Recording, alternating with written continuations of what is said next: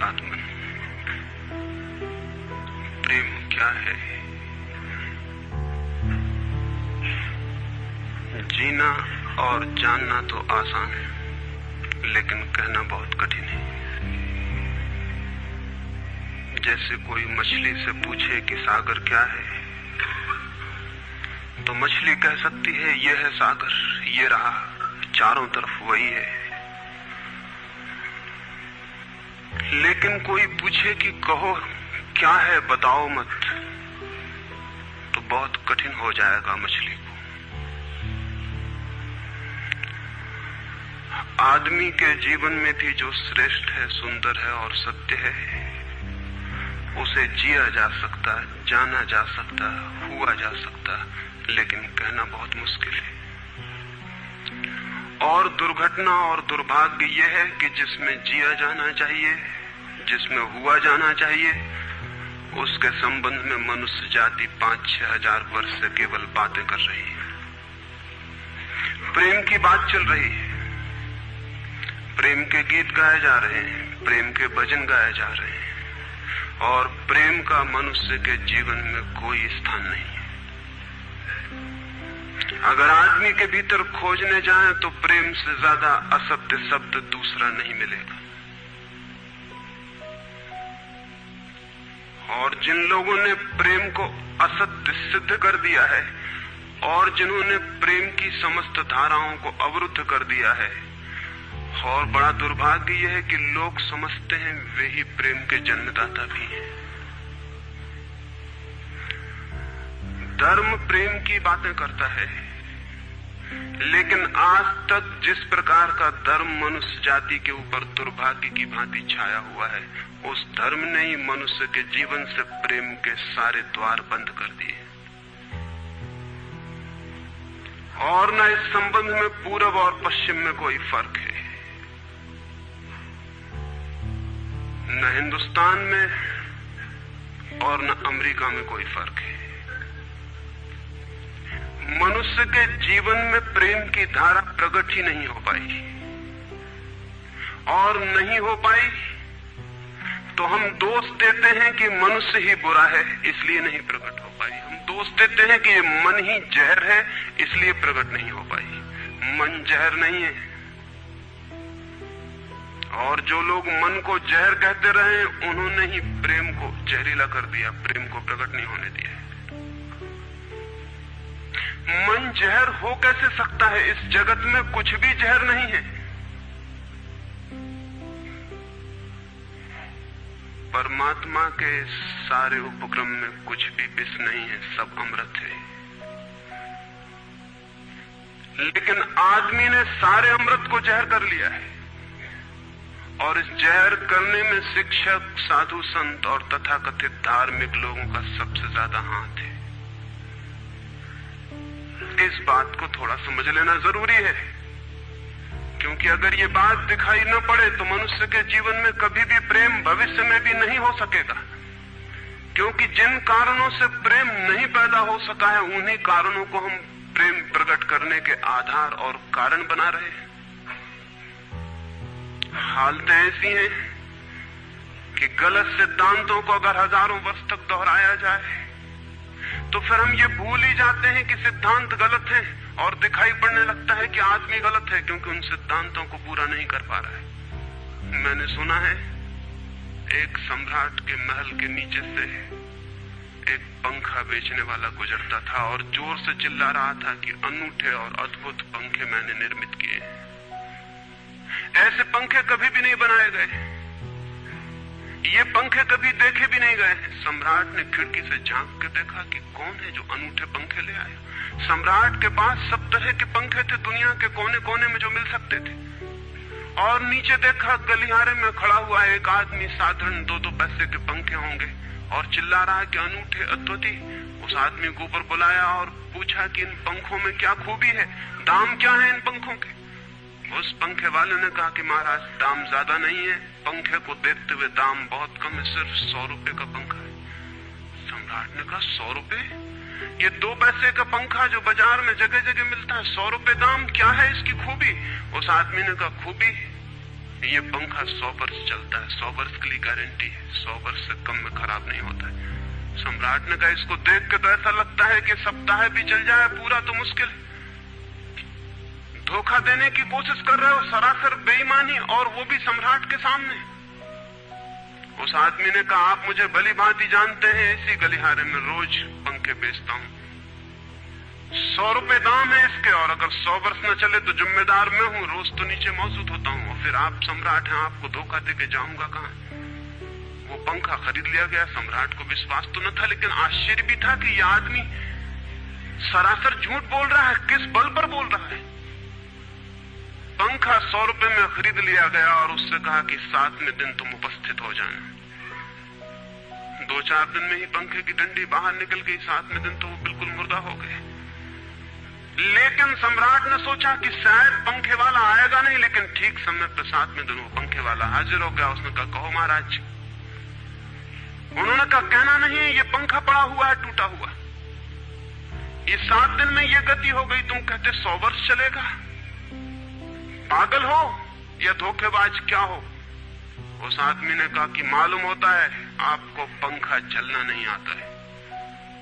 पंखा तो 100 वर्ष चलता ही, पंखा तो गारंटीड है।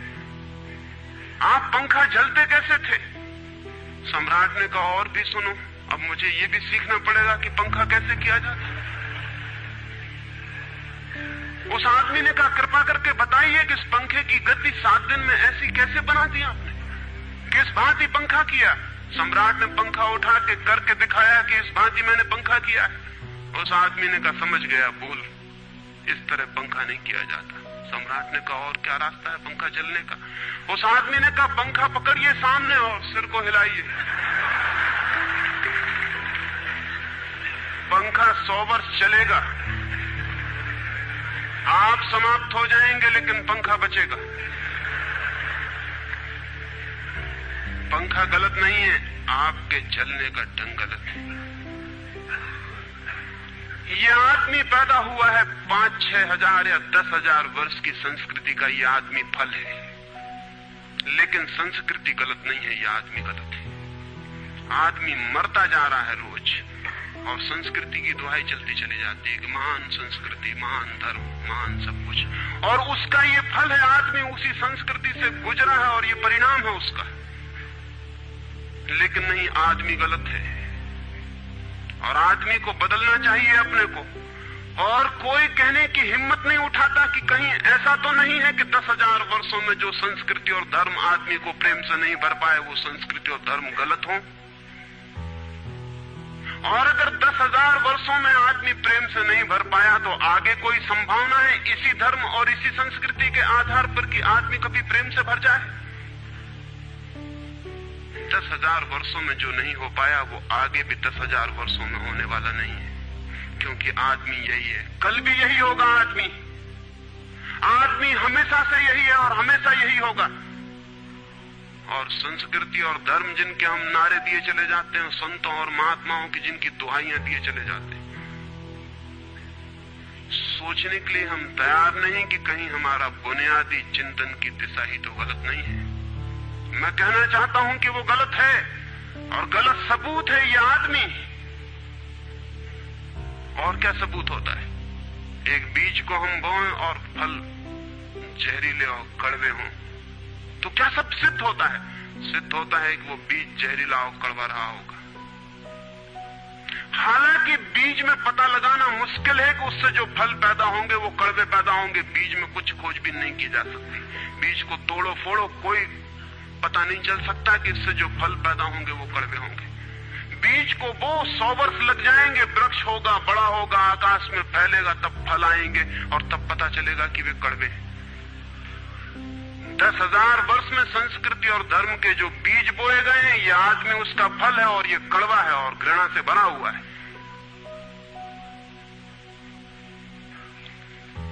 लेकिन उसी की दुहाई दिए चले जाते हैं हम और सोचते हैं उससे प्रेम हो जाए।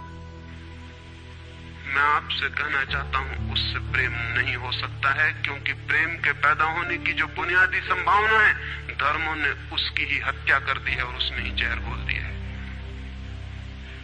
मनुष्य से भी ज्यादा प्रेम पशुओं और पक्षियों में और पौधों में दिखाई पड़ता है, जिनके पास न कोई संस्कृति है न कोई धर्म है। संस्कृत और सुसंस्कृत और सभ्य मनुष्यों की बजाय असभ्य और जंगल के आदमी में ज्यादा प्रेम दिखाई पड़ता है, जिसके पास न कोई विकसित धर्म है, न कोई सभ्यता है, न कोई संस्कृति है। जितना आदमी सभ्य, सुसंस्कृत और तथाकथित धर्मों के प्रभाव में मंदिरों और चर्चों में प्रार्थना करने लगता, उतना ही प्रेम से शून्य क्यों होता चला जाता? जरूर कुछ कारण है, और दो कारणों पर मैं विचार करना चाहता हूं। अगर वे ख्याल में आ जाएं, तो प्रेम के अवरुद्ध स्रोत टूट सकते हैं और प्रेम की गंगा बह सकती है। वो हर आदमी के भीतर है, उसे कहीं से लाना नहीं है। प्रेम कोई ऐसी बात नहीं है कि कहीं खोजने जाना है उसे, वो है, वो प्राणों की प्यास है हर एक के भीतर, वो प्राणों की सुगंध है प्रत्येक के भीतर, लेकिन चारों तरफ से परकोटा है उसके और वो प्रकट नहीं हो पाती। सब तरफ पत्थर की दीवार है और वो झरने नहीं फूट पाते। तो प्रेम की खोज और प्रेम की साधना कोई पॉजिटिव, कोई विधायक खोज और साधना नहीं है कि हम जाएं और कहीं प्रेम सीख लें। एक मूर्तिकार एक पत्थर को तोड़ रहा था, कोई देखने गया था कि मूर्ति कैसे बनाई जाती है। उसने देखा कि मूर्ति तो बिल्कुल नहीं बनाई जा रही, सिर्फ छेनी और हथौड़े से पत्थर तोड़ा जा रहा है। तो उस आदमी ने पूछा कि आप क्या कर रहे हैं, मूर्ति नहीं बनाएंगे? मैं तो मूर्ति का बनना देखने आया हूं, आप तो सिर्फ पत्थर तोड़ रहे हैं।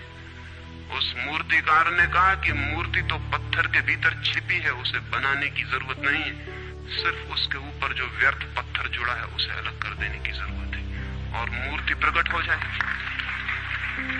मूर्ति बनाई नहीं जाती, मूर्ति सिर्फ आविष्कृत होती है, डिस्कवर होती है, अनावृत होती है, उगाड़ी जाती है।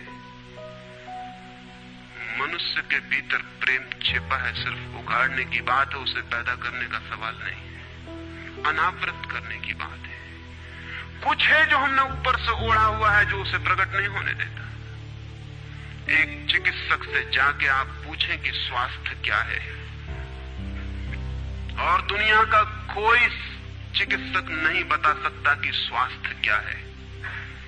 बड़े आश्चर्य की बात है, स्वास्थ्य पर ही तो सारा चिकित्सा शास्त्र खड़ा है, सारी मेडिकल साइंस खड़ी है, और कोई नहीं बता सकता कि स्वास्थ्य क्या है। लेकिन चिकित्सक से पूछें कि स्वास्थ्य क्या है, तो वो कहेगा बीमारियों के बाबत हम बता सकते हैं कि बीमारियां क्या हैं, उनके लक्षण हमें पता है, एक एक बीमारी का अलग अलग परिभाषा हमें पता है। स्वास्थ्य का हमें कोई भी पता नहीं है। इतना हम कह सकते हैं कि जब कोई बीमारी नहीं होती तो जो होता है वो स्वास्थ्य है। स्वास्थ्य तो मनुष्य के भीतर छिपा है, इसलिए मनुष्य की परिभाषा के बाहर है। बीमारी बाहर से आती है, इसलिए बाहर से परिभाषा की जा सकती है। स्वास्थ्य भीतर से आता है, उसकी कोई परिभाषा नहीं की जा सकती। इतना ही हम कह सकते हैं कि बीमारियों का अभाव स्वास्थ्य है। लेकिन ये स्वास्थ्य की कहां परिभाषा हुई? स्वास्थ्य के संबंध में तो हमने कुछ भी ना कहा कि बीमारियां नहीं है, तो बीमारियों के संबंध में कहा। सच ये है कि स्वास्थ्य पैदा नहीं करना होता, या तो छिप जाता है बीमारियों में, या बीमारियां हट जाती हैं तो प्रकट हो जाता है। स्वास्थ्य हम में है, स्वास्थ्य हमारा स्वभाव है, प्रेम हम में है, प्रेम हमारा स्वभाव है। इसलिए ये बात गलत है कि मनुष्य को समझाया जाए कि तुम प्रेम पैदा करो। सोचना यह है कि प्रेम पैदा क्यों नहीं हो पा रहा है, बाधा क्या है, अड़चन क्या है, कहां रुकावट डाल दी गई। अगर कोई भी रुकावट ना हो तो प्रेम प्रकट होगा ही, उसे सिखाने की और समझाने की कोई भी जरूरत नहीं है। अगर मनुष्य के ऊपर गलत संस्कृति और गलत संस्कार की धाराएं और बाधाएं न हो तो हर आदमी प्रेम को उपलब्ध होगा ही, ये अनिवार्यता है। प्रेम से कोई बच ही नहीं सकता, प्रेम स्वभाव है। गंगा बहती है हिमालय से, बहेगी गंगा, उसके प्राण है, उसके पास जल है, वो बहेगी और सागर को खोज ही लेगी। न किसी पुलिस वाले से पूछेगी, न किसी पुरोहित से पूछेगी कि सागर कहां है। देखा किसी गंगा को चौरस्ते पर खड़े होकर पूछते कि सागर कहां है? उसके प्राणों में है छिपी सागर की खोज और ऊर्जा है, तो पहाड़ तोड़ेगी, मैदान तोड़ेगी और पहुंच जाएगी सागर तक। सागर कितने ही दूर हो, कितना ही छिपा हो, खोज ही लेगी। और कोई रास्ता नहीं है, कोई गाइड बुक नहीं है कि जिससे पता लगा ले कि कहां से जाना है, लेकिन पहुंच जाती है। लेकिन बांध दिए जाएं, चारों तरफ परकोटे उठा दिए जाएं, प्रकृति की बाधाओं को तोड़ के तो गंगा सागर तक पहुंच जाती है, लेकिन अगर आदमी की इंजीनियरिंग की बाधाएं खड़ी कर दी जाएं तो हो सकता है गंगा सागर तक न पहुंच पाए। ये भेद समझ लेना जरूरी है। प्रकृति की कोई भी बाधा असल में बाधा नहीं है, इसलिए गंगा सागर तक पहुंच जाती है, हिमालय को काट के पहुंच जाती है। लेकिन अगर आदमी इजाद करे, इंतजाम करे, तो गंगा को सागर तक नहीं भी पहुंचने दे सकता है। प्रकृति का तो एक सहयोग है, प्रकृति तो एक हार्मनी है। वहां जो बाधा भी दिखाई पड़ती है वो भी शायद शक्ति को जगाने के लिए चुनौती है। वहां जो विरोध भी दिखाई पड़ता है वो भी शायद भीतर प्राणों में जो छिपा है उसे प्रकट करने के लिए बुलावा है। वहां शायद कोई बाधा नहीं है। वहां हम बीज को दबाते हैं जमीन में, दिखाई पड़ता है कि जमीन की एक परत बीज के ऊपर पड़ी है, बाधा दे रही, लेकिन वो बाधा नहीं दे रही। अगर वो परत ना होगी तो बीज अंकुरित भी नहीं हो पाएगा। ऐसे दिखाई पड़ता है कि एक परत जमीन की बीज को नीचे दबा रही है, लेकिन वो परत दबा इसलिए रही है ताकि बीज दबे, गले और टूट जाए और अंकुर बन जाए। ऊपर से दिखाई पड़ता है वो जमीन बाधा दे रही, लेकिन वो जमीन मित्र है और सहयोग कर रही बीज को प्रकट करने में। प्रकृति तो एक हार्मनी है, एक संगीतपूर्ण लयबद्धता है, लेकिन आदमी ने जो जो निसर्ग के ऊपर इंजीनियरिंग की है, जो जो उसने अपने यांत्रिक धारणाओं को ठोंकने की और बिठाने की कोशिश की है, उससे गंगाएं रुक गई हैं, जगह जगह अवरुद्ध हो गई हैं। और फिर आदमी को दोष दिया जाता है। किसी बीज को दोष देने की जरूरत नहीं है। अगर वो पौधा न बन पाए तो हम कहेंगे कि जमीन नहीं मिली होगी, ठीक, पानी नहीं मिला होगा, ठीक, सूरज की रोशनी नहीं मिली होगी, ठीक। लेकिन आदमी के जीवन में खिल न पाए फूल प्रेम का तो हम कहते हैं तुम हो जिम्मेवार। और कोई नहीं कहता कि भूमि ना मिली होगी, ठीक, पानी ना मिला होगा, ठीक, सूरज की रोशनी ना मिली होगी, ठीक। इसलिए यह आदमी का पौधा अवरुद्ध रह गया, विकसित नहीं हो पाया, फूल तक नहीं पहुंच पाया। मैं आपसे कहना चाहता हूं कि बुनियादी बाधाएं आदमी ने खड़ी की हैं। प्रेम की गंगा तो बह सकती है और परमात्मा के सागर तक पहुंच सकती है। आदमी बना उसलिए है कि वो बहे और प्रेम बहे और परमात्मा तक पहुंच जाए, लेकिन हमने कौन सी बाधाएं खड़ी कर दी? पहली बात, आज तक मनुष्य की सारी संस्कृतियों ने सेक्स का, काम का, वासना का विरोध किया है। इस विरोध ने मनुष्य के भीतर प्रेम के जन्म की संभावना तोड़ दी, नष्ट कर दी। इस निषेध ने, क्योंकि सच्चाई यह है कि प्रेम की सारी यात्रा का प्राथमिक बिंदु काम है, सेक्स है। प्रेम की यात्रा का जन्म गंगोत्री, जहां से गंगा पैदा होगी प्रेम की, वो सेक्स है, वो काम है। और उसके सब दुश्मन है, सारी संस्कृतियां और सारे धर्म और सारे गुरु और सारे महात्मा। तो गंगोत्री पर ही चोट कर दी, वहीं रोक दिया। पाप है काम, अधम है काम, जहर है काम। और हमने सोचा भी नहीं कि काम की ऊर्जा ही, सेक्स एनर्जी ही अंततः प्रेम में परिवर्तित होती और रूपांतरित होती। प्रेम का जो विकास है वो काम की शक्ति का ही ट्रांसफॉर्मेशन है, वो उसी का रूपांतरण है। एक कोयला पड़ा हो, और आपको ख्याल भी नहीं आएगा कि कोयला ही रूपांतरित होकर हीरा बन जाता है। हीरे और कोयले में बुनियादी रूप से कोई भी फर्क नहीं है। हीरे में भी वही तत्व हैं जो कोयले में, और कोयला हजारों वर्ष की प्रक्रिया से गुजर के हीरा बन जाता है। लेकिन कोयले की कोई कीमत नहीं है। उसे कोई घर में रखता भी है तो ऐसी जगह जहां दिखाई न पड़े, और हीरे को लोग छातियों पे लटका के घूमते हैं कि वो दिखाई पड़े। और हीरा और कोयला एक ही है, लेकिन कोई दिखाई नहीं पड़ता कि इन दोनों के बीच अंतर संबंध है, एक यात्रा है। कोयले की शक्ति ही हीरा बनती है, और अगर आप कोयले के दुश्मन हो गए, जो कि हो जाना बिल्कुल आसान है क्योंकि कोयले में कुछ भी नहीं दिखाई पड़ता, तो हीरे के पैदा होने की संभावना भी समाप्त हो गई, क्योंकि कोयला ही हीरा बन सकता था। सेक्स की शक्ति ही, काम की शक्ति ही प्रेम बनती है, लेकिन उसके विरोध में सारे दुश्मन हैं उसके, अच्छे आदमी उसके दुश्मन हैं। और उसके विरोध ने प्रेम के अंकुर भी नहीं फूटने दिए, और जमीन से प्रथम से पहली सीढ़ी से नष्ट कर दिया भवन को। फिर वो हीरा नहीं बन पाता कोयला, क्योंकि उसके बनने के लिए जो स्वीकृति चाहिए, जो उसका विकास चाहिए, जो उसको रूपांतरित करने की प्रक्रिया चाहिए, उसका सवाल ही नहीं उठता। जिसके हम दुश्मन हो गए, जिसके हम शत्रु हो गए, जिससे हमारी द्वंद्व की स्थिति बन गई और जिससे हम निरंतर लड़ने लगे, अपनी ही शक्ति से आदमी को लड़ा दिया गया है, सेक्स की शक्ति से आदमी को लड़ा दिया गया है। और शिक्षाएं दी जाती हैं कि द्वंद्व छोड़ना चाहिए, कॉन्फ्लिक्ट छोड़नी चाहिए, लड़ना नहीं चाहिए। और सारी शिक्षाएं बुनियाद में सिखा रही हैं कि लड़ो, मन जहर है तो मन से लड़ो, जहर से तो लड़ना पड़ेगा। सेक्स पाप है तो उससे लड़ो। और ऊपर से कहा जा रहा है कि द्वंद्व छोड़ो। जिन शिक्षाओं के आधार पर मनुष्य द्वंद्व से भर रहा है, वही शिक्षाएं दूसरी तरफ कह रही कि द्वंद्व छोड़ो।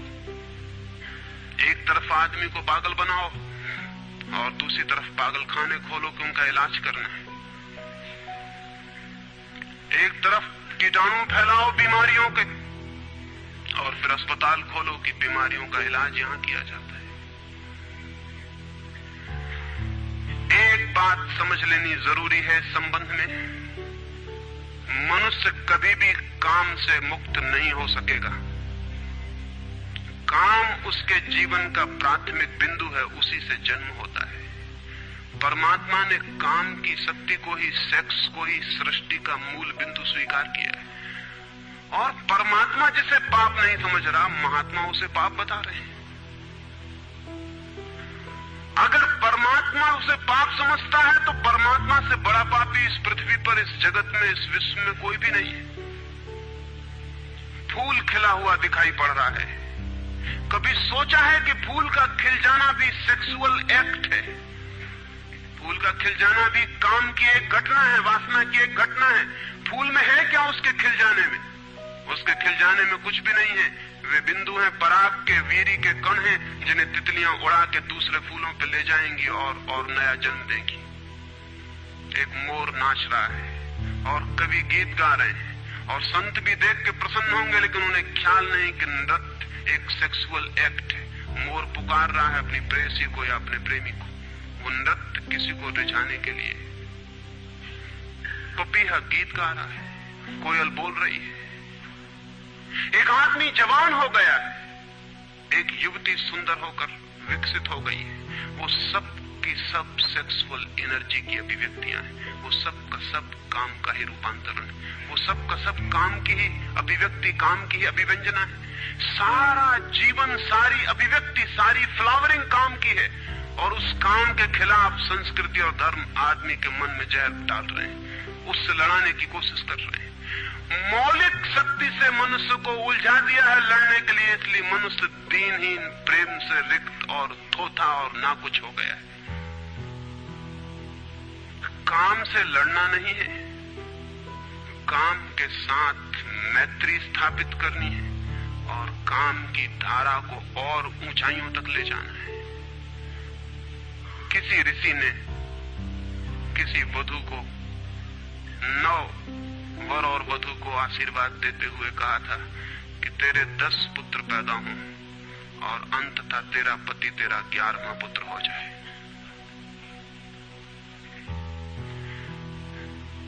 वासना रूपांतरित हो तो पत्नी मां बन सकती है, वासना रूपांतरित हो तो काम प्रेम बन सकता है, लेकिन काम ही प्रेम बनता है। काम की ऊर्जा ही प्रेम की ऊर्जा में विकसित होती है, फलित होती है। लेकिन हमने मनुष्य को भर दिया है काम के विरोध में। इसका परिणाम यह हुआ कि प्रेम तो पैदा नहीं हो सका, क्योंकि वो तो आगे का विकास था, काम की स्वीकृति से आता। प्रेम तो विकसित नहीं हुआ और काम के विरोध में खड़े होने के कारण मनुष्य का चित्त ज्यादा से ज्यादा कामुक और सेक्सुअल होता चला गया। हमारे सारे गीत, हमारी सारी कविताएं, हमारे चित्र, हमारी पेंटिंग्स, हमारे मंदिर, हमारी मूर्तियां सब घूम फिर के सेक्स के आसपास केंद्रित हो गई। हमारा मन ही सेक्स के आसपास केंद्रित हो गया। इस जगत में कोई भी पशु मनुष्य की भांति सेक्सुअल नहीं है। मनुष्य 24 घंटे सेक्सुअल हो गया। उठते बैठते सोते जागते सेक्स ही सब कुछ हो गया। उसके प्राण में एक घाव हो गया, विरोध के कारण, दुश्मनी के कारण, शत्रुता के कारण। जो जीवन का मूल था उससे मुक्त तो हुआ नहीं जा सकता था, लेकिन उससे लड़ने की चेष्टा में सारा जीवन रुग्ण जरूर हो सकता था, वो रुग्ण हो गया है। और ये जो मनुष्य जाति इतनी ज्यादा कामुक दिखाई पड़ रही है, इसके पीछे तथाकथित धर्मों और संस्कृति का बुनियादी हाथ है। इसके पीछे बुरे लोगों का नहीं, सज्जनों और संतों का हाथ है। और जब तक मनुष्य जाति सज्जनों और संतों के इस अनाचार से मुक्त नहीं होती, तब तक प्रेम के विकास की कोई संभावना नहीं। मुझे एक घटना याद आती है। एक फकीर अपने घर से निकला था, किसी मित्र के पास मिलने जा रहा है। निकला है कि घोड़े पर उसका चढ़ा हुआ एक बचपन का दोस्त घर आके सामने खड़ा हो गया। उसने कहा कि दोस्त तुम घर पे रुको, वर्षों से प्रतीक्षा करता था कि तुम आओगे तो बैठेंगे और बात करेंगे, और दुर्भाग्य कि मुझे किसी मित्र से मिलने जाना है। मैं वचन दे चुका हूं तो मैं वहां जाऊंगा, घंटे भर में जल्दी से जल्दी लौट आऊंगा, तब तक तुम विश्राम करो। उसके मित्र ने कहा कि मुझे तो चैन नहीं है, अच्छा होगा कि मैं तुम्हारे साथ ही चला चलूं। लेकिन उसने कहा कि मेरे कपड़े सब गंदे हो गए धूल से रास्ते की, अगर तुम्हारे पास कुछ अच्छा कपड़ा हो तो मुझे दे दो, तो मैं डाल लूं और साथ हो जाऊं। निश्चित था उस फकीर के पास किसी सम्राट ने उसे एक बहुमूल्य कोट, एक पगड़ी और धोती भेंट की थी। उसने संभाल के रखी थी, कभी जरूरत पड़ेगी तो पहनूंगा। वो जरूरत नहीं आई थी, निकाल के ले आया। खुशी में मित्र ने जब पहन ली तब उसे थोड़ी ईर्ष्या पैदा हुई। मित्र ने पहन के तो मित्र सम्राट मालूम होने लगा। बहुमूल्य कोट था, पगड़ी थी, धोती थी, शानदार जूते थे, और उसके सामने वो फकीर बिल्कुल ही नौकर चाकर दीनहीन दिखाई पड़ने लगा। उसने सोचा ये तो बड़ा मुश्किल हुआ, है तो बड़ा गलत हुआ। जिनके घर में ले जाऊंगा ध्यान इस पर जाएगा, मुझ पर किसी का भी ध्यान जाएगा नहीं। अपने ही कपड़े, और आज अपने ही कपड़ों के कारण मैं दीनहीन हो जाऊंगा। लेकिन बार बार मन को समझाया कि मैं फकीर हूं, आत्मा परमात्मा की बात करने वाला, क्या रखा है कोट में पगड़ी में, छोड़ो, पहने रहने तो कितना फर्क पड़ता है। लेकिन जितना समझाने की कोशिश की कि कोट पगड़ी में क्या रखा है, कोट पगड़ी ही उसके मन में घूमने लगी। मित्र दूसरी बात करने लगा, लेकिन वो भीतर तो, ऊपर तो कुछ और दूसरी बातें कर रहा है, लेकिन वहां उसका मन नहीं है, भीतर उसे बस कोट और पगड़ी।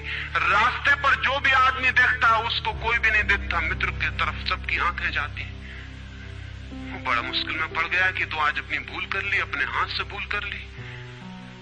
जिनके घर जाना था वहां पहुंचा, जाके परिचय दिया कि मेरे मित्र हैं जमाल, बचपन के दोस्त हैं, बहुत प्यारे आदमी हैं। और फिर अचानक अनजाने मुंह से निकल गया कि रह गए कपड़े सो कपड़े मेरे हैं। क्योंकि मित्र भी जिनके घर गए थे वो भी उसके कपड़ों को देख रहे थे, और भीतर उसके चल रहा था कोट पगड़ी, मेरी कोट पगड़ी, और उन्हीं की वजह से मैं परेशान हो रहा हूं। निकल गया मुंह से कि रह गए कपड़े, कपड़े मेरे। मित्र भी हैरान हुआ, घर के लोग भी हैरान हुए कि क्या पागलपन की बात है। ख्याल उसको भी आया बोल जाने के बाद, तब पछताया कि तो भूल हो गई। पछताया तो और दबाया अपने मन को, बाहर निकल के क्षमा मांगने लगा कि क्षमा कर दो, बड़ी गलती हो गई। मित्र ने कहा मैं तो हैरान हुआ कि तुमसे निकल कैसे गया। उसने कहा कि कुछ नहीं, सिर्फ जबान की चूक हो गई। हालांकि जबान की चूक कभी भी नहीं होती है, भीतर कुछ चलता होता है तो कभी कभी बेमौके जबान से निकल जाता है, चूक कभी नहीं होती। माफ कर दो, भूल हो गई। कैसे ये ख्याल आ गया कुछ समझ में नहीं आता, हालांकि पूरी तरह समझ में आ रहा था कि ख्याल कैसे आया है। दूसरे मित्र के घर गए।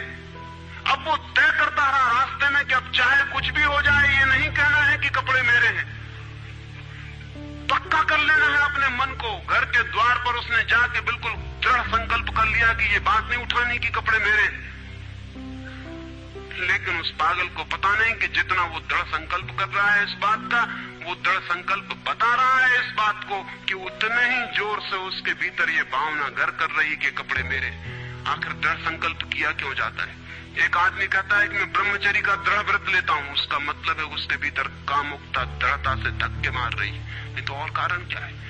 एक आदमी कहता है कि मैं कसम खाता हूं कि आज से कम खाना खाऊंगा, उसका मतलब यह है कि कसम खानी पड़ रही, ज्यादा खाने का मन है उसका।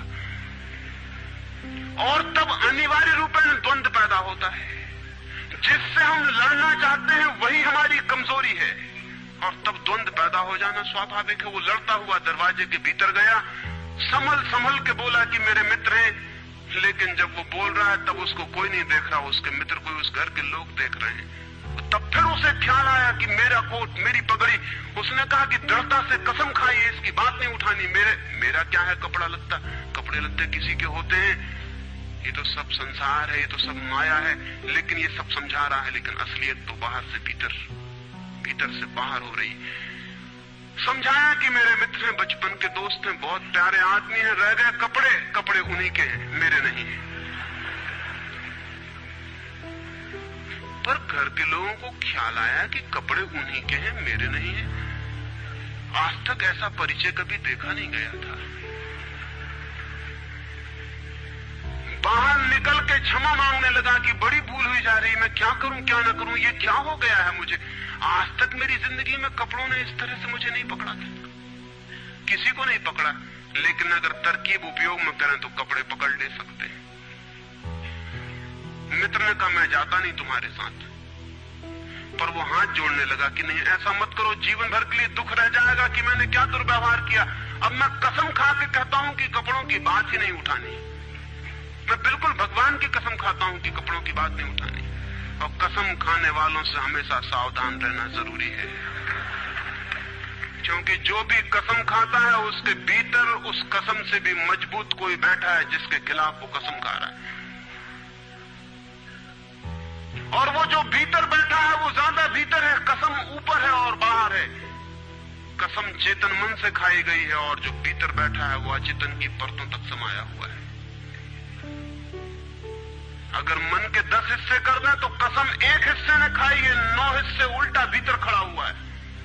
ब्रह्मचर्य की कसम एक हिस्सा खा रहा है मन का, और 9 हिस्सा परमात्मा की दुहाई दे रहा है। वो जो परमात्मा ने बनाया वो उसके लिए कहा चला जा रहा है, कहे चला जा रहा है। गए तीसरे मित्र के घर। अब उसने बिल्कुल ही अपनी सांसों तक पे संयम कर रखा है। संयमी आदमी बड़े खतरनाक होते हैं, क्योंकि उनके भीतर ज्वालामुखी उबल रहा है और ऊपर से वो संयम साधे हुए हैं।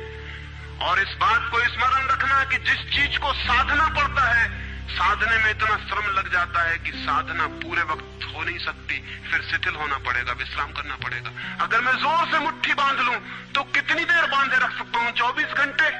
जितने जोर से बांधूंगा उतने ही जल्दी थक जाऊंगा और मुट्ठी खुल जाएगी। जिस चीज में भी श्रम करना पड़ता है, जितना ज्यादा श्रम करना पड़ता है उतने जल्दी थकान आ जाती, शक्ति खत्म हो जाती और उल्टा होना शुरू हो जाता। मुट्ठी बांधी जितने जोर से उतने ही जल्दी मुट्ठी खुल जाएगी। मुट्ठी खुली रखी जा सकती है 24 घंटे, लेकिन बांध के नहीं रखी जा सकती है। जिस काम में श्रम पड़ता है उस काम को आप जीवन नहीं बना सकते, कभी सहज नहीं हो सकता वो काम। श्रम पड़ेगा, फिर विश्राम का वक्त आएगा ही। इसलिए जितना सदा हुआ संत होता है उतना ही खतरनाक आदमी होता है, क्योंकि उसका विश्राम का वक्त आएगा। 24 घंटे में घंटे भर को उसे शिथिल होना पड़ेगा, उसी बीच दुनिया भर के पाप उसके भीतर खड़े हो जाएंगे, नरक सामने आ जाएगा। तो उसने बिल्कुल ही अपने को सांस रोक लिया और कहा कि अब कसम खाता हूं कि इन कपड़ों की बात ही नहीं उठानी। लेकिन आप सोच लें उसकी हालत, अगर आप थोड़े बहुत भी धार्मिक आदमी होंगे तो आपको अपने अनुभव से भी पता चल सकता है कि उसकी क्या हालत हुई होगी। अगर आपने कसम खाई हो, व्रत लिए हो, संकल्प साधे हो, तो आपको भली भांति पता होगा कि भीतर क्या हालत हो जाती है। भीतर गया, उसके माथे से पसीना चू रहा है, इतना श्रम पड़ रहा है। मित्र डरा हुआ है उसके पसीने को देखकर कि वो उसकी सब नसें खिंची हुई हैं। वो बोल रहा है एक एक शब्द कि मेरे मित्र हैं, बड़े पुराने दोस्त हैं, बहुत अच्छे आदमी हैं। और एक क्षण को वो रुका, जैसे भीतर से कोई जोर का धक्का आया हो और सब बह गया, बाढ़ आ गई और सब बह गया। और उसने कह दिया, रह गए कपड़े की बात, तो मैंने कसम खा ली है कि कपड़े की बात ही नहीं करनी।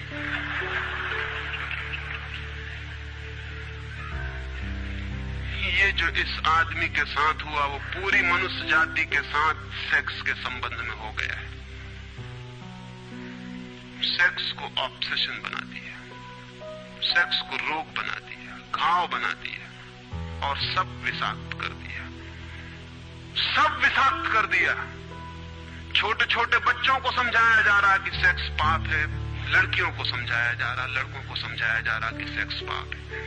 फिर ये लड़की जवान होगी, ये लड़का जवान होगा, इनकी शादियां होंगी और सेक्स की दुनिया शुरू होगी और इन दोनों के भीतर ये भाव है कि ये पाप है। और फिर कहा जाएगा स्त्री को कि पति को परमात्मा मान। जो पाप में ले जा रहा उसको परमात्मा कैसे माना जा सकता? ये कैसे संभव है कि जो पाप में घसीट रहा है वो परमात्मा हो? और उस लड़के को कहा जाएगा, उस युवक को कहा जाएगा कि तेरी पत्नी है, तेरी साथनी है, तेरी संगी है। लेकिन जो नरक में ले जा रही, शास्त्रों में लिखा कि स्त्री नरक का द्वार है। ये नरक का द्वार, संगी और साथनी, ये मेरा आधा अंग, ये नरक की तरफ जाता हुआ आधा अंग मेरा, ये इसके साथ कौन सा सामंजस्य बन सकता है? सारे दुनिया का दाम्पत्य जीवन नष्ट किया है इस शिक्षा ने। और जब दंपति का जीवन नष्ट हो जाए तो प्रेम की कोई संभावना नहीं रही। क्योंकि जब पति और पत्नी प्रेम न कर सके एक दूसरे को, जो कि अत्यंत सहज और नैसर्गिक प्रेम है, तो फिर कौन और किसको प्रेम कर सकेगा? इस प्रेम को बढ़ाया जा सकता है कि पत्नी और पति का प्रेम इतना विकसित हो, इतना उदात्त हो, इतना ऊंचा बने कि धीरे धीरे बांध तोड़ दे और दूसरों तक फैल जाए। ये हो सकता है, लेकिन इसको समाप्त ही कर दिया जाए, तोड़ ही दिया जाए, विषाक्त कर दिया जाए तो फैलेगा क्या, बढ़ेगा क्या? रामानुज एक गांव में ठहरे थे और एक आदमी ने आके कहा कि मुझे परमात्मा को पाना है। तो उन्होंने कहा कि तूने कभी किसी को प्रेम किया है? उस आदमी ने कहा, इस झंझट में मैं कभी पड़ा ही नहीं, प्रेम वगैरह की झंझट मैंने की, मुझे तो परमात्मा को खोजना है। रामानुज ने कहा, तूने कभी झंझट ही नहीं की प्रेम की? उसने कहा, मैं बिल्कुल सच कहता हूं आपसे। और बेचारा ठीक ही कह रहा था, क्योंकि धर्म की दुनिया में प्रेम एक डिस्क्वालिफिकेशन, एक अयोग्यता है। तो उसने सोचा कि अगर मैं कहूं किसी को प्रेम किया तो वो कहेंगे कि प्रेम प्रेम छोड़, ये राग वाग छोड़, अब ये घर पहले इन सबको छोड़ के आ, तब इधर आना। तो उस बेचारे ने किया भी हो तो वो कहता गया कि मैंने नहीं किया, नहीं किया। ऐसा कौन आदमी होगा जिसने थोड़ा बहुत प्रेम नहीं किया हो? रामानुज ने तीसरी बार पूछा कि तू कुछ तो बता, थोड़ा बहुत भी, कभी भी किसी को? उसने कहा, माफ करिए, आप क्यों बात बात वही बात पूछे चले जा रहे हैं? मैंने प्रेम की तरफ आंख उठा के नहीं देखा, मुझे तो परमात्मा को खोजना है। तो रामानुज ने कहा, मुझे क्षमा कर, तू कहीं और खोज, क्योंकि मेरा अनुभव यह है कि अगर तूने किसी को प्रेम किया हो तो उस प्रेम को फिर इतना बड़ा जरूर किया जा सकता है कि वो परमात्मा तक पहुंच जाए। लेकिन अगर तूने प्रेम ही नहीं किया तो तेरे पास कुछ है ही नहीं जिसको बड़ा किया जा सके। बीज ही नहीं है तेरे पास जो वृक्ष बन सके। तो तू जा कहीं और पूछ। और जब पति और पत्नी में प्रेम न हो, जिस पत्नी ने अपने पति को प्रेम न किया हो और जिस पति ने अपनी पत्नी को प्रेम न किया हो, वे बेटों को, बच्चों को प्रेम कर सकते हैं तो आप गलती में हैं। पत्नी उसी मात्रा में बेटे को प्रेम करेगी जिस मात्रा में उसने अपने पति को प्रेम किया है, क्योंकि ये बेटा पति का ही फल है, उसका ही प्रतिफलन है, उसका ही रिफ्लेक्शन है। ये इस बेटे के प्रति जो प्रेम होने वाला है वो उतना ही होगा जितना उसने पति को चाहा और प्रेम किया हो। ये पति की ही मूर्ति है जो फिर नई होकर वापस लौट आई है। अगर पति के प्रति प्रेम नहीं है तो बेटे के प्रति प्रेम सच्चा कभी भी नहीं हो सकता। और अगर बेटे को प्रेम नहीं किया गया, पालना पोसना और बड़ा कर देना प्रेम नहीं है, तो बेटा मां को कैसे प्रेम कर सकता है, बाप को कैसे प्रेम कर सकता है? वो जो यूनिट है जीवन का परिवार, वो विषाक्त हो गया है सेक्स को दूषित कहने से, कंडेम करने से, निंदित करने से, और परिवार ही फैलकर पूरा जगत है, पूरा विश्व है। और फिर हम कहते हैं कि प्रेम बिल्कुल दिखाई नहीं पड़ता। प्रेम कैसे दिखाई पड़ेगा? हालांकि हर आदमी कहता है कि मैं प्रेम करता हूं, मां कहती है, पत्नी कहती है, बाप कहता है, भाई कहता है, बहन कहती है, मित्र कहते हैं कि हम प्रेम करते हैं। सारी दुनिया में हर आदमी कहता है कि हम प्रेम करते हैं, और दुनिया में इकट्ठा देखो तो प्रेम कहीं दिखाई ही नहीं पड़ता। इतने लोग अगर प्रेम करते तो दुनिया में तो प्रेम की वर्षा हो जानी चाहिए थी, प्रेम के फूल ही फूल खिल जाने चाहिए थे, प्रेम के दिए ही दिए जल जाते, घर घर प्रेम का दिया होता तो दुनिया में इकट्ठी इतनी रोशनी होती प्रेम की। लेकिन वहां तो घृणा की रोशनी दिखाई पड़ती है, क्रोध की रोशनी दिखाई पड़ती है, युद्धों की रोशनी दिखाई पड़ती, प्रेम का तो कोई पता नहीं चलता। झूठी है ये बात, और ये झूठ जब तक हम मानते चले जाएंगे तब तक सत्य की दिशा में खोज भी नहीं हो सकती। कोई किसी को प्रेम नहीं कर रहा है, और जब तक काम के निसर्ग को परिपूर्ण आत्मा से स्वीकृति नहीं मिलती तब तक कोई किसी को प्रेम कर भी नहीं सकता है। मैं आपसे कहना चाहता हूं कि काम दिव्य है, डिवाइन है। सेक्स की शक्ति परमात्मा की शक्ति है, ईश्वर की शक्ति है। इसीलिए तो उससे ऊर्जा पैदा होती है और नया जीवन विकसित होता है। वही तो सबसे रहस्यपूर्ण शक्ति है, वही तो सबसे ज्यादा मिस्टीरियस फोर्स है। उससे दुश्मनी छोड़ दें। अगर आप चाहते हैं कि कभी आपके जीवन में प्रेम की वर्षा हो जाए, उससे दुश्मनी छोड़ दें, उसे आनंद से स्वीकार करें, उसकी पवित्रता को स्वीकार करें, उसकी धन्यता को स्वीकार करें, और खोजें उसमें और गहरे, तो आप हैरान हो जाएंगे। जितनी पवित्रता से काम की स्वीकृति होगी उतना ही काम पवित्र होता चला जाता है, और जितनी अपवित्रता और पाप की दृष्टि से काम से विरोध होगा, काम उतना ही पापपूर्ण और कुरूप होता चला जाता है। जब कोई अपनी पत्नी के पास ऐसे जाए जैसे कोई मंदिर के पास जाता है,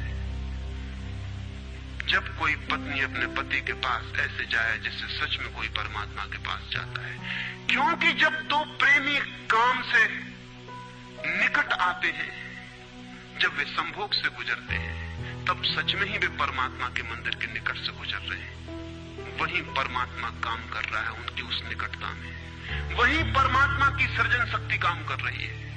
और मेरी अपनी दृष्टि यह है कि मनुष्य को समाधि का, ध्यान का जो पहला अनुभव मिला हो कभी भी मनुष्य के इतिहास में, तो वो संभोग के क्षण में मिला है और कभी नहीं। संभोग के क्षण में ही पहली बार ये स्मरण आया है आदमी को कि इतने आनंद की वर्षा हो सकती है। और जिन्होंने सोचा, जिन्होंने मेडिटेट किया, जिन लोगों ने काम के संबंध पर और मैथुन पर चिंतन किया और ध्यान किया, उन्हें यह दिखाई पड़ा कि काम के क्षण में, मैथुन के क्षण में, संभोग के क्षण में मन विचारों से शून्य हो जाता है। एक क्षण को मन के सारे विचार रुक जाते हैं, और वो विचारों का रुक जाना और वो मन का ठहर जाना ही आनंद की वर्षा का कारण होता है। तब उन्हें सीक्रेट मिल गया, राज मिल गया कि अगर मन को विचारों से मुक्त किया जा सके किसी और विधि से भी, तो भी इतना ही आनंद मिल सकता है। और तब समाधि और योग की सारी व्यवस्थाएं विकसित हुई, जिनमें ध्यान और सामायिक और मेडिटेशन और प्रेयर, इनकी सारी व्यवस्थाएं विकसित हुई। इन सब के मूल में संभोग का अनुभव है।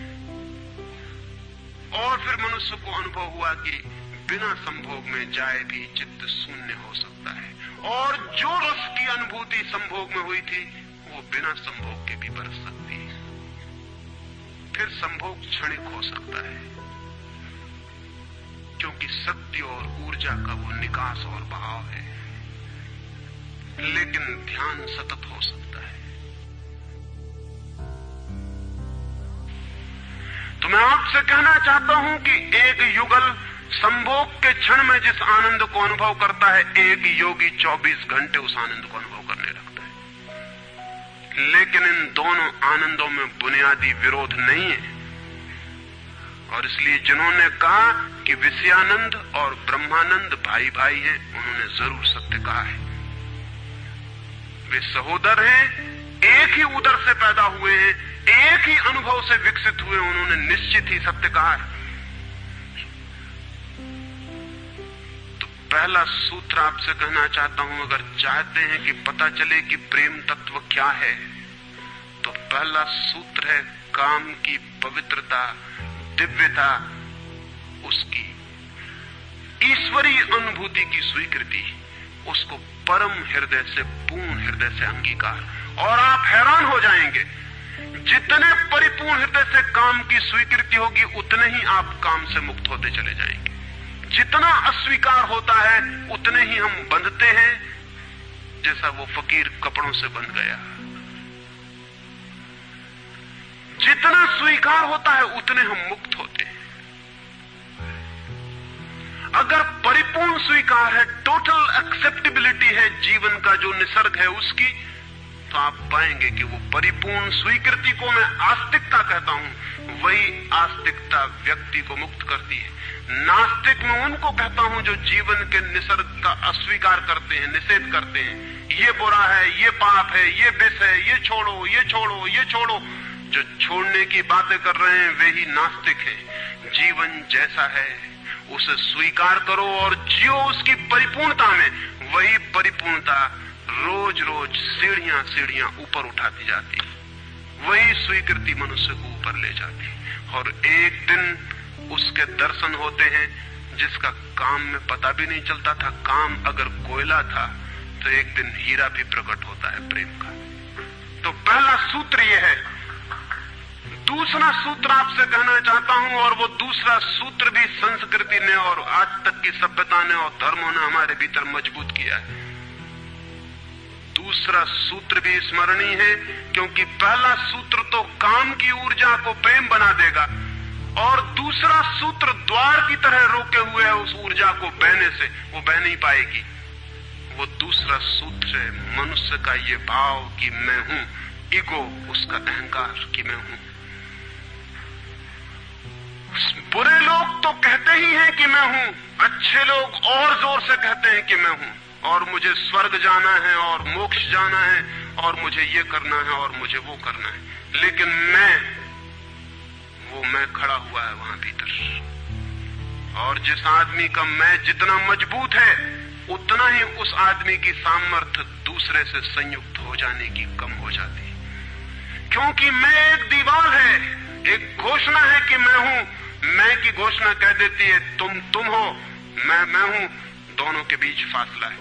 फिर मैं कितना ही प्रेम करूं और आपको अपनी छाती से लगा लूं, लेकिन फिर भी हम दो हैं। छातियां कितनी ही निकट आ जाएं, फिर भी बीच में फासला है। मैं हूं, तुम हो। इसलिए निकटतम अनुभव भी निकट नहीं ला पाते। शरीर पास बैठ जाते हैं, आदमी दूर दूर बने रह जाते हैं। जब तक भीतर मैं बैठा हुआ है, तब तक दूसरे का भाव नष्ट नहीं होता। शास्त्र ने कहीं एक अद्भुत वचन कहा है कि दी अदर इज हेल, वो जो दूसरा है वही नरक है। लेकिन शास्त्र ने ये नहीं कहा कि why the other is other, वो दूसरा क्यों है। वो दूसरा इसलिए है कि मैं हूं, और जब तक मैं हूं तब तक दुनिया में हर चीज दूसरी है, अन्य है, भिन्न है। और जब तक भिन्नता है तब तक प्रेम का अनुभव नहीं हो सकता। प्रेम है एकात्म का अनुभव। प्रेम है इस बात का अनुभव कि गिर गई दीवार और दो ऊर्जाएं मिल गई और संयुक्त हो गई। प्रेम है इस बात का अनुभव कि एक व्यक्ति और दूसरे व्यक्ति की सारी दीवारें गिर गई और प्राण संयुक्त हुए, मिले और एक हो गए। जब यही अनुभव एक व्यक्ति और समस्त के बीच फलित होता है तो उस अनुभव को मैं कहता हूं परमात्मा, और जब दो व्यक्तियों के बीच फलित होता है तो उसे मैं कहता हूं प्रेम। अगर मेरे और किसी दूसरे व्यक्ति के बीच ये अनुभव फलित हो जाए कि हमारी दीवारें गिर जाएं, हम किसी भीतर के तल पर एक हो जाएं, एक संगीत, एक धारा, एक प्राण, तो ये अनुभव है प्रेम। और अगर ऐसा ही अनुभव मेरे और समस्त के बीच घटित हो जाए कि मैं विलीन हो जाऊं और सब और मैं एक हो जाऊं, तो ये अनुभव है परमात्मा। इसलिए मैं कहता हूं प्रेम है सीढ़ी और परमात्मा है उस यात्रा की अंतिम मंजिल। ये कैसे संभव है कि दूसरा मिट जाए? जब तक मैं न मिटूं तब तक दूसरा कैसे मिट सकता है? वो दूसरा पैदा किया है मेरे मैं की प्रतिध्वनि ने। जितने जोर से मैं चिल्लाता हूं कि मैं, उतने ही जोर से वो दूसरा पैदा हो जाता है। वो दूसरी प्रतिध्वनि है, उस तरफ इको हो रही मेरे मैं की। और ये अहंकार, ये ईगो द्वार पर दीवार बन के खड़ी है। और मैं है क्या? कभी सोचा आपने कि ये मैं है क्या? आपका हाथ है मैं, आपका पैर है, आपका मस्तिष्क है, आपका हृदय है, क्या है आपका मैं? अगर आप एक क्षण भी शांत हो के भीतर खोजने जाएंगे कि कहां है मैं, कौन सी चीज है मैं, तो आप एकदम हैरान रह जाएंगे। भीतर कोई मैं खोजे से मिलने को नहीं। जितना गहरा खोजेंगे उतना ही पाएंगे भीतर एक सन्नाटा और शून्य है। वहां कोई आई नहीं, वहां कोई मैं नहीं, वहां कोई ईगो नहीं। एक भिक्षु नागसेन को एक सम्राट मिलिंद ने निमंत्रण दिया था कि तुम आओ दरबार में। तो जो राजदूत गया था निमंत्रण देने, उसने नागसेन को कहा कि भिक्षु नागसेन, आपको बुलाया है सम्राट मिलिंद ने, मैं निमंत्रण देने आया हूं। तो नागसेन कहने लगा मैं चलूंगा जरूर, लेकिन एक बात विनय कर दूं, पहले ही कह दूं कि भिक्षु नागसेन जैसा कोई है नहीं। ये केवल एक नाम है, काम चलाऊ नाम है। आप कहते हैं तो मैं चलूंगा जरूर, लेकिन ऐसा कोई आदमी कहीं है नहीं। राजदूत ने जाके सम्राट को कह दिया कि बड़ा अजीब आदमी है वो कहने लगा कि मैं चलूंगा जरूर, लेकिन ध्यान रहे कि भिक्षु नागसेन जैसा कहीं कोई है नहीं, ये केवल एक काम चलाऊ नाम है। सम्राट ने कहा अजीब सी बात है, जब वो कहता है मैं चलूंगा, आएगा वो आया भी रथ पर बैठकर। सम्राट ने द्वार पर स्वागत किया और कहा भिक्षु नागसेन हम स्वागत करते हैं आपका। वो हंसने लगा, उसने कहा कि स्वागत स्वीकार करता हूं, लेकिन स्मरण रहे भिक्षु नागसेन जैसा कोई है नहीं। सम्राट कहने लगा बड़ी पहेली की बातें करते हैं आप। अगर आप नहीं हैं तो कौन है? कौन आया है यहाँ? कौन स्वीकार कर रहा है स्वागत? कौन दे रहा है उत्तर? नागसेन मुड़ा और उसने कहा कि देखते हैं सम्राट मिलिंद, ये रथ खड़ा है जिस पर मैं आया। सम्राट ने कहा ये रथ है। तो भिक्षु नागसेन पूछने लगा, घोड़ों को निकाल के अलग कर लिया जाए। घोड़े अलग कर लिए गए और उसने पूछा सम्राट से ये घोड़े रथ हैं? सम्राट ने कहा घोड़े कैसे रथ हो सकते हैं? घोड़े अलग कर दिए गए। सामने के डंडे जिनसे घोड़े बंधे थे खिंचवा लिए गए। उसने पूछा कि ये रथ हैं? सिर्फ दो डंडे कैसे रथ हो सकते हैं? डंडे अलग कर दिए गए। चाक निकलवा लिए और कहा ये रथ है। सम्राट ने कहा ये चाक है, ये रथ नहीं है। और एक एक अंग रथ का निकलता चला गया और एक एक अंग पर सम्राट को कहना पड़ा कि नहीं ये रथ नहीं है। फिर आखिर पीछे शून्य बच गया, वहां कुछ भी न बचा। भिक्षु नागसेन पूछने लगा रथ कहां है अब? रथ कहां है अब? और जितनी चीजें मैंने निकाली तुमने कहा ये भी रथ नहीं, ये भी रथ नहीं, ये भी रथ नहीं, अब रथ कहां है? तो सम्राट चौंक के खड़ा रह गया। रथ पीछे बचा भी नहीं था और जो चीजें निकल गई थी उनमें कोई रथ था भी नहीं। तो वो भिक्षु कहने लगा समझे आप, रथ एक जोड़ था। रथ कुछ चीजों का संग्रह मात्र था। रथ का अपना होना नहीं है कोई, ईगो नहीं है कोई। रथ एक जोड़ है। आप खोजे कहां है आपका मैं, और आप पाएंगे कि अनंत शक्तियों के एक जोड़ है। मैं कहीं भी नहीं है। और एक एक अंग आप सोचते चले जाएं तो एक एक अंग समाप्त होता चला जाता है, फिर पीछे शून्य रह जाता है। उसी शून्य से प्रेम का जन्म होता है, क्योंकि वो शून्य आप नहीं है, वो शून्य परमात्मा है। एक गांव में एक आदमी ने मछलियों की एक दुकान खोली थी, बड़ी दुकान थी। उस गांव में पहली दुकान थी, तो उसने एक बहुत खूबसूरत तख्ती बनवाई और उस पर लिखाया फ्रेश फिश सोल्ड हियर, यहां ताजी मछलियां बेची जाती। पहले दिन दुकान खुली और एक आदमी आया और कहने लगा फ्रेश फिश सोल्ड हियर, ताजी मछलियां, कहीं बासी मछलियां भी बेची जाती हैं? ताजी लिखने की क्या जरूरत? दुकानदार ने सोचा कि बात तो ठीक है, इससे और व्यर्थ बासे का भी ख्याल पैदा होता है। उसने फ्रेश अलग कर दिया, ताजा अलग कर दिया। तख्ती रह गई फिश सोल्ड हियर, मछलियां बेची जाती हैं, मछलियां यहां बेची जाती। दूसरे दिन एक बूढ़ी औरत आई और उसने कहा कि मछलियां यहां बेची जाती हैं, सोल्ड हियर, कहीं और कहीं भी बेचते हो? उस आदमी ने कहा ये हियर बिल्कुल फिजूल है। उसने तख्ती पर एक शब्द और अलग कर दिया, रह गया फिश सोल्ड। तीसरे दिन एक आदमी आया, वो कहने लगा फिश सोल्ड, मछलियां बेची जाती हैं, मुफ्त भी देते हो क्या? आदमी ने कहा ये सोल्ड भी बेकार। उस सोल्ड को भी अलग कर दिया। अब रह गई वहां तख्ती फिश। एक बुढ़ा आया और कहने लगा फिश, अंधे को भी मील भर दूर से बास मिल जाती है, ये तख्ती काहे के लिए लटकाई हुई है यहां? फिश भी चली गई, खाली तख्ती रह गई वहां। और एक आदमी आया और उसने कहा ये तख्ती किस लिए लगाई है, इससे दुकान पे आड़ पड़ती। वो तख्ती भी चली गई, वहां कुछ भी नहीं रह गया। इलिमिनेशन होता गया, एक एक चीज हटती चली गई, पीछे जो शेष रह गया शून्य। उस शून्य से प्रेम का जन्म होता है, क्योंकि उस शून्य में दूसरे के शून्य से मिलने की क्षमता है। सिर्फ शून्य ही शून्य से मिल सकता है और कोई नहीं। दो शून्य मिल सकते हैं, दो व्यक्ति नहीं, दो इंडिविजुअल नहीं मिल सकते, दो वैक्यूम, दो एम्प्टीनेस मिल सकते हैं, क्योंकि बाधा आप कोई भी नहीं, शून्य की कोई दीवार नहीं होती और हर चीज की दीवार होती है। तो दूसरी बात स्मरणीय है, व्यक्ति जब मिटता है नहीं रह जाता, पाता है कि हूं ही नहीं, जो है वो मैं नहीं हूं, जो है वो सब है।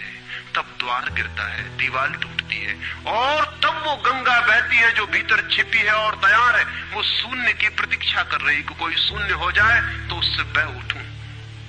हम एक कुआं खोदते हैं, पानी भीतर है, पानी कहीं से लाना नहीं होता, लेकिन बीच में मिट्टी पत्थर पड़े हैं, उनको निकाल के बाहर कर देते हैं। करते क्या है हम? करते हैं हम एक शून्य बनाते हैं, एक खाली जगह बनाते हैं, एक एम्प्टीनेस बनाते हैं। कुआं खोदने का मतलब है खाली जगह बनाना, ताकि खाली जगह में जो भीतर छिपा हुआ पानी है वो प्रकट होने के लिए जगह पा जाए, स्पेस पा जाए। वो भीतर है, उसको जगह चाहिए प्रकट होने को, जगह नहीं मिल रही, भरा हुआ है कुआं मिट्टी पत्थर से। मिट्टी पत्थर हमने अलग कर दिए, वो पानी उबल के बाहर आ गया। आदमी के भीतर प्रेम भरा हुआ है, स्पेस चाहिए, जगह चाहिए जहां वो प्रकट हो जाए। और हम भरे हुए हैं अपने मैं से। हर आदमी चिल्लाया चला जा रहा है मैं, और स्मरण रखें जब तक आपकी आत्मा चिल्लाती है मैं, तब तक आप मिट्टी पत्थर से भरे हुए कुएं हैं। आपके कुएं में प्रेम के झरने नहीं फूटेंगे, नहीं फूट सकते। मैंने सुना है एक बहुत पुराना वृक्ष था, आकाश में सम्राट की तरह उसके हाथ फैले हुए थे। उस पर फूल आते थे तो दूर दूर से पक्षी सुगंध लेने आते, उस पर फल लगते थे तो तितलियां उड़ती। उसकी छाया, उसके फैले हाथ, हवाओं में उसका वो खड़ा रूप आकाश में बड़ा सुंदर था। एक छोटा बच्चा उसकी छाया में रोज खेलने आता था। उस बड़े वृक्ष को उस छोटे बच्चे से प्रेम हो गया। बड़ों को छोटों से प्रेम हो सकता है, अगर बड़ों को पता ना हो कि हम बड़े हैं, वृक्ष को कोई पता नहीं था कि मैं बड़ा हूं। ये पता सिर्फ आदमी को होता है, इसलिए उसका प्रेम हो गया। अहंकार हमेशा अपने से बड़ों को प्रेम करने की कोशिश करता है। अहंकार हमेशा अपने से बड़ों से संबंध जोड़ता है। प्रेम के लिए कोई बड़ा छोटा नहीं, जो आ जाए उसी से संबंध जुड़ जाता है। वो एक छोटा सा बच्चा खेलता आता था उस वृक्ष के पास, उस वृक्ष का उससे प्रेम हो गया। लेकिन वृक्ष की शाखाएं ऊपर थी, बच्चा छोटा था, तो वृक्ष अपनी शाखाएं उसके लिए नीचे झुका था ताकि वो फल तोड़ सके, फूल तोड़ सके। प्रेम हमेशा झुकने को राजी है, अहंकार कभी भी झुकने को राजी नहीं। अहंकार के पास जाएंगे तो अहंकार के हाथ और ऊपर उठ जाएंगे ताकि आप उन्हें छू न सके, क्योंकि जिसे छू लिया जाए वो छोटा आदमी है। जिसे न छुआ जा सके, दूर सिंहासन पर दिल्ली में हो, वो आदमी बड़ा आदमी है। वो वृक्ष के शाखाएं नीचे झुकाती जब वो बच्चा खेलता हुआ आता, और जब बच्चा उसके फूल तोड़ लेता तो वृक्ष बहुत खुश होता, उसके प्राण आनंद से भर जाते। प्रेम जब भी कुछ दे पाता है तब खुश हो जाता है, अहंकार जब भी कुछ ले पाता है तभी खुश होता है। फिर वो बच्चा बड़ा होने लगा, वो कभी उसकी छाया में सोता, कभी उसके फल खाता, कभी उसके फूलों का ताज बना के पहनता और जंगल का सम्राट हो जाता है। प्रेम के फूल जिसके पास भी बरसते हैं वही सम्राट हो जाता है, और जहां भी अहंकार गिरता है वहीं सब अंधकार हो जाता है, आदमी दीन और दरिद्र हो जाता है। वो लड़का फूलों का ताज पहनता और नाचता, और वृक्ष बहुत खुश होता, उसके प्राण आनंद से भर जाते, हवाएं सनसनाती और वो गीत गाता। फिर लड़का और बड़ा हुआ, वो वृक्ष के ऊपर भी चढ़ने लगा, वो उसकी शाखाओं से झूलने भी लगा, वो उसकी शाखाओं पर विश्राम भी करता, और वृक्ष बहुत आनंदित होता। प्रेम आनंदित होता है जब प्रेम किसी के लिए छाया बन जाता है। अहंकार आनंदित होता है जब किसी की छाया छीन लेता है। लेकिन लड़का बड़ा होता चला गया, दिन बढ़ते चले गए। जब लड़का बड़ा हो गया तो उसे और दूसरे काम भी दुनिया में आ गए, महत्वाकांक्षाएं आ गई, उसे परीक्षाएं पास करनी थी, उसे मित्रों को जीतना था। वो फिर कभी कभी आता, कभी नहीं भी आता, लेकिन वृक्ष उसकी प्रतीक्षा करता कि वो आए, वो आए। उसके सारे प्राण पुकारते कि आओ आओ। प्रेम निरंतर प्रतीक्षा करता है कि आओ आओ। प्रेम एक प्रतीक्षा है, एक अवेटिंग है। लेकिन वो कभी आता, कभी नहीं आता, तो वृक्ष उदास हो जाता है। प्रेम की एक ही उदासी है, जब वो बांट नहीं पाता तो उदास हो जाता है, जब वो दे नहीं पाता तो उदास हो जाता है। और प्रेम की एक ही धन्यता है कि जब वो बांट देता है, लुटा देता है, तो आनंदित हो जाता है। फिर लड़का और बड़ा होता चला गया, और वृक्ष के पास आने के दिन कम होते चले गए। जो आदमी जितना बड़ा होता चला जाता है, महत्वाकांक्षा के जगत में प्रेम के निकट आने की सुविधा उतनी ही कम होती चली जाती है। उस लड़के की एम्बिशन, महत्वाकांक्षा बढ़ रही थी, कहां वृक्ष, कहां जाना। फिर एक दिन वहां से निकलता था तो वृक्ष ने उसे कहा, सुनो। हवाओं में उसकी आवाज गूंजी कि सुनो, तुम आते नहीं, मैं प्रतीक्षा करता हूं, मैं तुम्हारे लिए प्रतीक्षा, राह करता हूं, राह देखता हूं, बाट जोता हूं। उस लड़के ने कहा, क्या है तुम्हारे पास जो मैं आऊं? मुझे रुपए चाहिए। हमेशा अहंकार पूछता है कि क्या है तुम्हारे पास जो मैं आऊं। अहंकार मांगता है कि कुछ हो तो मैं आऊं, न कुछ हो तो आने की कोई जरूरत नहीं। अहंकार एक प्रयोजन है, एक पर्पस है। प्रयोजन पूरा होता हो तो मैं आऊं, अगर कोई प्रयोजन न हो तो आने की जरूरत क्या है। और प्रेम निष्प्रयोजन है, प्रेम का कोई प्रयोजन नहीं। प्रेम अपने में ही अपना प्रयोजन है, वो बिल्कुल पर्पसलेस है। वृक्ष तो चौंक गया, उसने कहा कि तुम तभी आओगे जब मैं कुछ तुम्हें दे सकूं। मैं तुम्हें सब दे सकता हूं, क्योंकि प्रेम कुछ भी रोकना नहीं चाहता। जो रोक ले वो प्रेम नहीं है। अहंकार रोकता है, प्रेम तो बेशर्त दे देता है। लेकिन रुपए मेरे पास नहीं है, ये रुपए तो सिर्फ आदमी की इजाद है, वृक्षों ने ये बीमारी नहीं पाली है। उस वृक्ष ने कहा, इसलिए तो हम इतने आनंदित होते हैं, इतने फूल खिलते हैं, इतने फल लगते हैं, इतनी बड़ी छाया होती है, हम इतना नाचते हैं आकाश में, हम इतने गीत गाते हैं, पक्षी हम पर आते हैं और संगीत का कलरव करते हैं, क्योंकि हमारे पास रुपए नहीं है। जिस दिन हमारे पास भी रुपए हो जाएंगे, हम भी आदमी जैसे दीनहीन मंदिरों में बैठ के सुनेंगे कि शांति कैसे पाई जाए, प्रेम कैसा पाया जाए। नहीं नहीं, हमारे पास रुपए नहीं है। तो उसने कहा फिर मैं क्या हूं तुम्हारे पास? जहां रुपए हैं मुझे वहां जाना पड़ेगा, मुझे रुपयों की जरूरत है। अहंकार रुपया मांगता है क्योंकि रुपया शक्ति है, अहंकार शक्ति मांगता है। उस वृक्ष ने बहुत सोचा, फिर उसे ख्याल आया तो तुम एक काम करो, मेरे सारे फलों को तोड़ के ले जाओ और बेच दो तो शायद रुपए मिल जाए। और उस लड़के को भी ख्याल आया, वो चढ़ा और उसने सारे फल तोड़ डाले, कच्चे भी गिरा डाले, शाखाएं भी टूटी, पत्ते भी टूटे, लेकिन वृक्ष बहुत खुश हुआ, बहुत आनंदित हुआ। टूट के भी प्रेम आनंदित होता है, अहंकार पाके भी आनंदित नहीं होता, पाके भी दुखी होता है।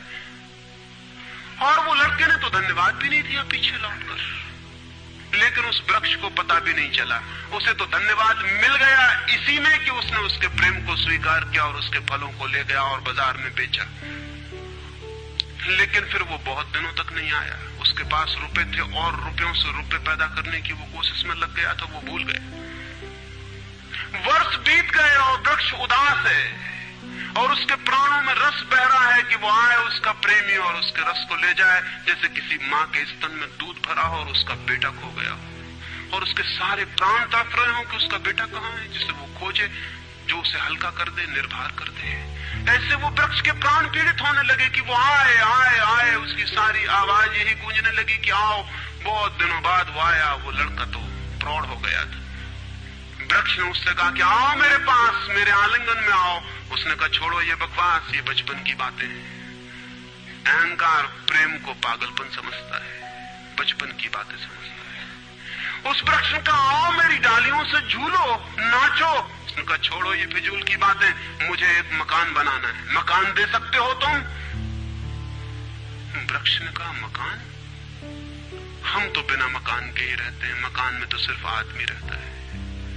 दुनिया में और कोई मकान में नहीं रहता, सिर्फ आदमी रहता है। सो देखते हो आदमी की हालत, मकान में रहने वाले आदमी की हालत। उसके मकान जितने बड़े होते जाते हैं, आदमी उतना छोटा होता चला जाता है। हम तो बिना मकान के रहते हैं।